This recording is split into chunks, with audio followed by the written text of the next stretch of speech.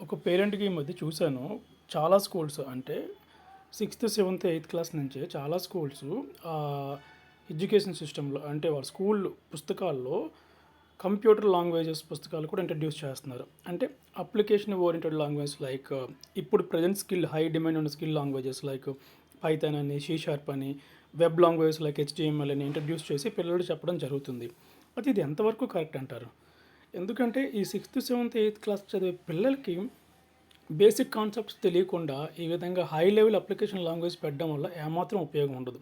Even BTech ఎడ్యుకేషన్లో కూడా అంటే సాంకేతిక విద్యలో కూడా గవర్నమెంట్ అప్పుడు ఆ కాలేజెస్ ఏం చేస్తున్నాయంటే బేసిక్ ఎడ్యుకేషన్ కాన్సెప్ట్స్ అంటే ఇప్పుడు మెమొరీ అని, లింక్ లిస్ట్ అంటే ఏంటి, స్టాక్ అంటే ఏంటి, ప్రొసెసర్ అంటే ఏంటి, అలా 2 ఏళ్ల పాటు బేసిక్ ఎడ్యుకేషన్ వాళ్ళకి ఫస్ట్, సెకండ్ ఇయర్స్‌లో ప్రొవైడ్ చేసిన తర్వాత బీటెక్ థర్డ్ ఇయర్‌లో, ఫోర్త్ ఇయర్‌లో ఇటువంటి లాంగ్వేజెస్‌ని ఇంట్రడ్యూస్ చేస్తున్నారు. అది సరైన పద్ధతి.